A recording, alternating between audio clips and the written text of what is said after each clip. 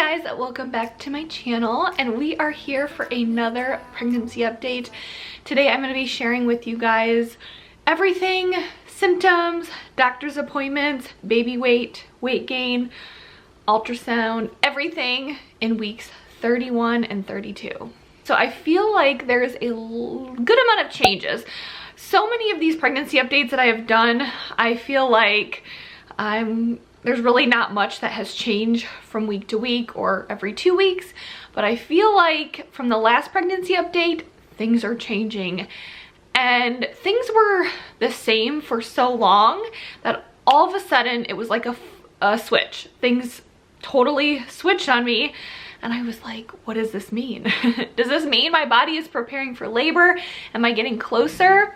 So I don't know. Now, nothing dramatic is happening, I will say that. It's just, like I said, things had been so even, not many changes, but just so many changes, I would say, since my last pregnancy update. So right around week 31, my appetite changed. So for the longest time, I would tell you I didn't have much of an appetite. It's not that things didn't sound good. It's not that I had food aversions, which I didn't have food aversions at all. Pretty much this entire pregnancy, after I got over the severe morning sickness, I felt really good. I could pretty much eat anything. That wasn't the case, or that hasn't been the case recently. So recently, number one, I have been a lot more hungry. I need a lot more food, and it's just so crazy because it was literally like I woke up one day and all of a sudden I was hungry and I had to eat a lot more, which is good. I like that. I know at this point the babies are gaining a ½ pound every week, so I know they're growing pretty fast, so I'm assuming that would correlate to why I'm more hungry, but I'm happy to be eating more and giving these babies whatever they need. I think it's really important to listen to your body and give your body what it needs. And so I am eating. I'm eating when I'm hungry. So I've been definitely a lot more hungry before meal times, hungry way before meal times. So a lot more healthy snacks. I'm trying to do protein snacks between meals. But yeah, just a big appetite change. Also, I'm not saying I'm nauseous, because when you've had nausea in the first trimester, you're gonna compare it all to that. Okay, it's not really nausea, but sometimes I'll get a smell of a food, or just out of nowhere I'll drink a sip of water and I'm just like, ugh, like that ugh feeling. I know that's really not a good way to explain it, but if you've been pregnant, you know what I mean by that. It's not bad, it's not horrible at all, it's barely even there, but that wasn't there a couple weeks ago. So it's just kind of crazy how my appetite's coming back. That slight nausea feeling at different times during the day is coming back. I've heard of women saying they got nausea in the 3rd trimester. So yeah, I don't know. I'm assuming this is pretty normal, but it's just kind of weird how, because I never experienced it with my pregnancy with Avery. Another big change is I think I'm getting, not swollen, just, well, very slightly swollen. Like I notice my ankles don't look much like ankles anymore. They're not super swollen. My feet aren't majorly swollen, but they look bigger. I feel like I don't really have much of an ankle anymore. My feet aren't, like if other people looked at them, they probably would say, oh, they're not swollen at all, but I feel like they're slightly swollen. And I noticed my wedding ring is getting a little bit tighter. And I remember, when I was pregnant with Avery towards the end, I wore a different ring that was a little bit bigger. I don't remember when I made that switch, but I'm noticing my wedding ring's a little bit more snug. So, I mean, this is to be expected at the end of pregnancy. My blood pressure has been really good, so I'm sure a lot of you are gonna, say maybe it has something to do with your blood pressure. If anything, my blood pressure has been super low. When I was at the doctor last, it was 102/62. So it has nothing to do with blood pressure. It is just, I'm sure, retaining water as I move closer to the end of the pregnancy. So obviously those aren't crazy symptoms. It's not like my body is gonna go into labor tomorrow, but for so many weeks I felt the same way, really no issues, and all of a sudden I'm noticing changes. And so it's kind of triggering to me that my body is starting to, you know that we're moving towards the end. I have a friend who was pregnant with twins. She went into labor. Her water broke at 34 weeks. And I had messaged her the other day and I asked if she had any signs leading up to her water breaking. Her water broke in the middle of the night, you know. Did you feel different or did it just break? And she said she definitely felt different. She said she was very, very, very nauseous and she was going to the bathroom a lot, if you know what I mean. So, and I've heard of that being a symptom as women get very close to labor. So obviously I'm not saying my signs are showing that I'm going to go into labor tomorrow or next week, but I do think my body's changing and it's knowing it's getting towards the end. So my question for you, whether it was twins or whether you had one, if your water broke or you went into labor on your own, were there signs and symptoms leading up to that happening? I am 33, well, when you're watching this, 33 weeks pregnant. I'll be 33 weeks pregnant tomorrow. And for someone like me, I am a huge, huge planner. And I know that with childbirth, you don't plan it. I get that. I get it. But with a twin pregnancy, it's like at 32 weeks, I feel like at this point, it could happen at any time. My doctors seem confident because everything is going well, that everything is going to be fine, and there's no reason why they don't see me going to 35 or 36, 37 weeks. But I know things can change. So I guess I'm just curious from you guys who have went into labor on your own, were there signs and symptoms leading up to the day? Because I'll be honest with you guys, I mean, other than these changes and the symptoms that I'm sharing with you, I still feel pretty good. I still can go about my day. I'm going to work. Yeah, I'm moving slower and I have moments where I'm tired and I need to sit down, or days where I just want to lay in bed. But then the next day I feel much better and I'm going about my day. I still have times where I'm cleaning or doing my daily normal activities. I'm not working out or anything anymore, but you know what I mean? So I'm just wondering, I mean, I know that I could just go into labor right now, but the fact that I feel still really good, is that a good sign that things are probably still going well? I don't know. So let me know if you've gone into labor on your own, how you felt leading up to that day. Was it a total surprise or did you kind of have an inkling that something was coming? Other symptoms is it's just getting very difficult to sit. It's getting difficult to be in the car for any length of time. I just know that these babies are totally smashed in here. And so it's hard for me to sit. And then, you know, I'll stand for a little bit, but then I don't want to stand for too long because then I get really tired. So it's just a lot of sitting up or standing up, sitting down, back and forth. But it's just getting really uncomfortable driving, being in the car.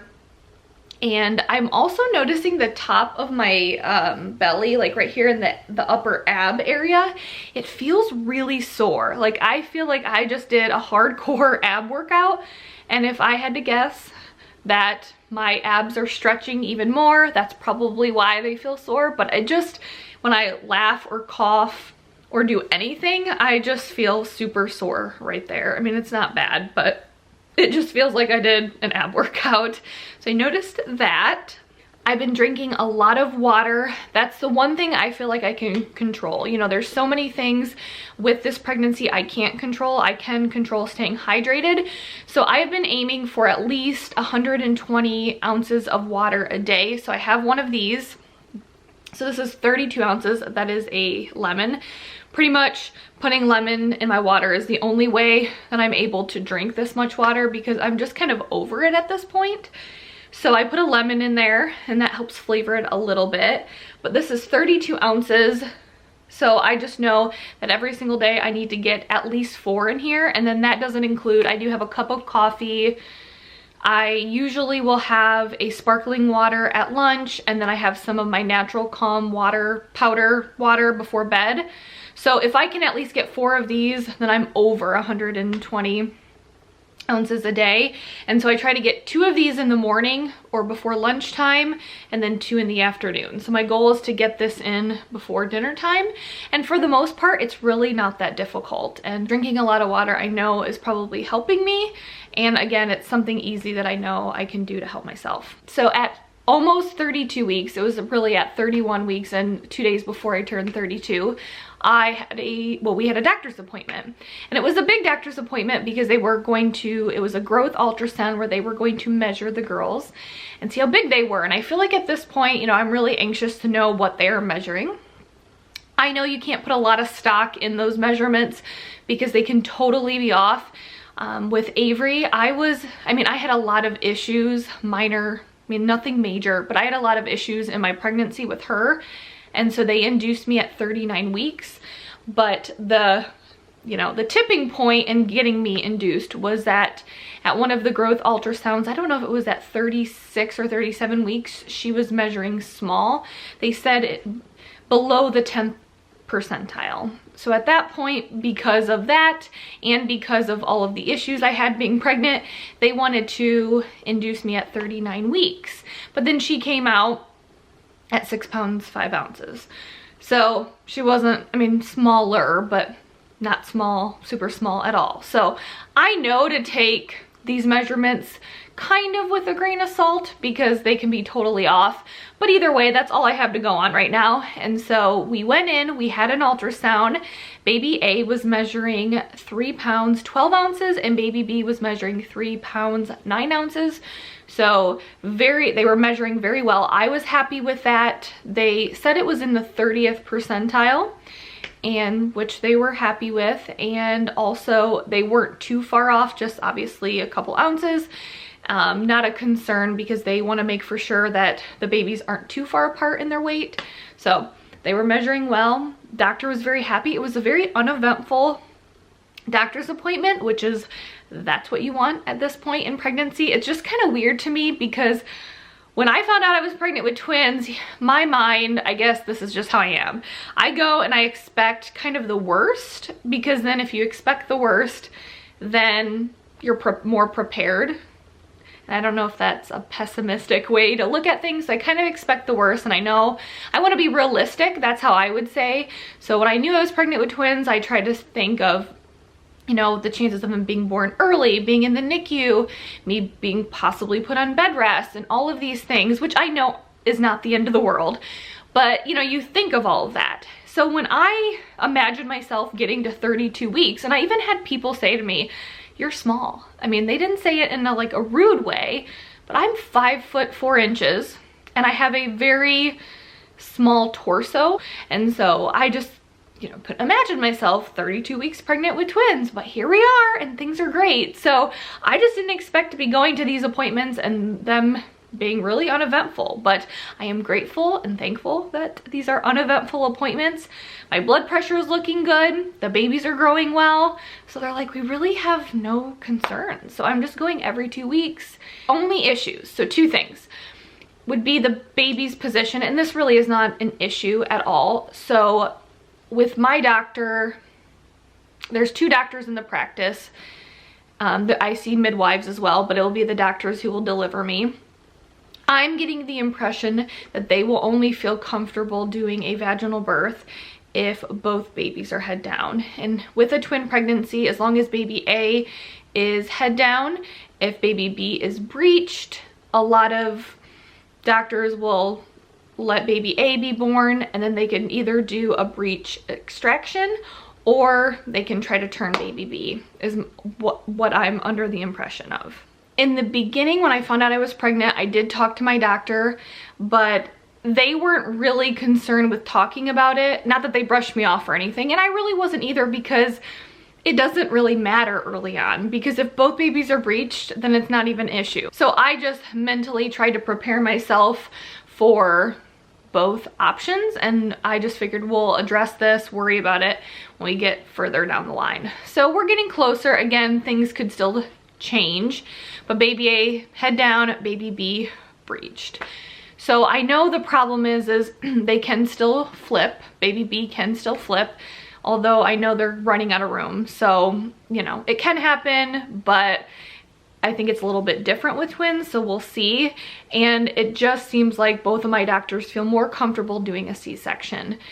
I have nothing against a C-section, to be honest with you guys. My mom, I was born via C-section in the mid-80s, and I've had friends who had C-sections. I am totally for whatever my doctor is most comfortable doing, because I want my doctor doing what they're most comfortable doing.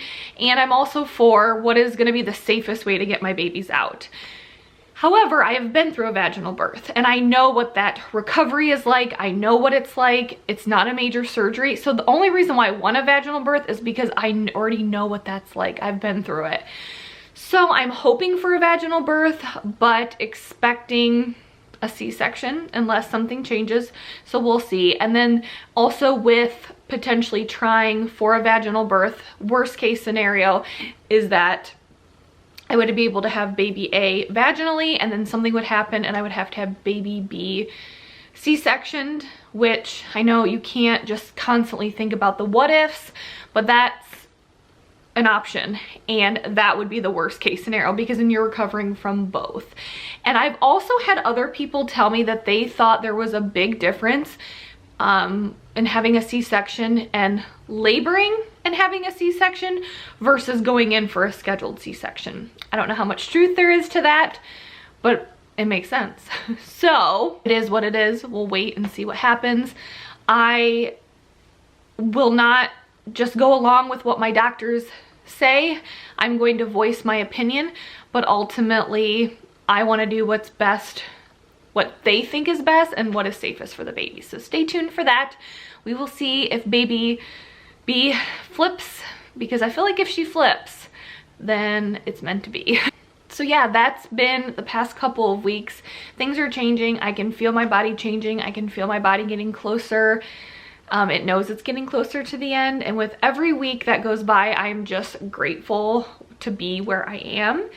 And we'll have an appointment already next week. The appointments fly by, so I'll be anxious to see if baby B, what position she's in, just watching them grow. So I know I usually answer my pregnancy questions. I hope you guys aren't too upset, but I'm not gonna go through those today. I actually have some place that I need to be, so I just wanted to film this really quickly. But ultimately, I've talked about my symptoms. They both have been moving a ton. I love feeling both of them. Oh, baby B had hair. They were able to tell that baby B had hair in the ultrasound. Baby A's head is so low down there that they couldn't even really get a good, they couldn't even get like a really good picture of her head, so they didn't really know. But baby B, she was laying perfectly nicely, so they were able to tell that she had hair. Avery had hair at birth, so that was kind of cute. But they've been moving very well. No cravings really, just been doing my thing. Eating what sounds good, treating myself, but also trying to eat healthy to make sure these babies are growing. I just am looking forward to be honest, at this point, it's every day that passes. So I just hope they keep growing. I'm just gonna be ecstatic to get to 34 weeks. And then if I can get to 36 weeks, I am gonna be so excited. I don't even know what I'm gonna do, a happy dance, because I will be so happy and shocked to get to 36 weeks. So hold on, we'll see. But I think at this point, things are looking good for that to happen. I guess until next time, it's crazy to think we only have a few more of these to do since I am doing them every 2 weeks. So I think it's time, oh, Chase wanted to say hi. I think it's time to show you this bump.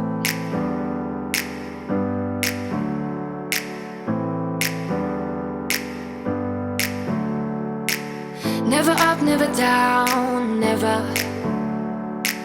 Like a theme in a song, clever. Feeling high, feeling low at the same time. Feels so right there.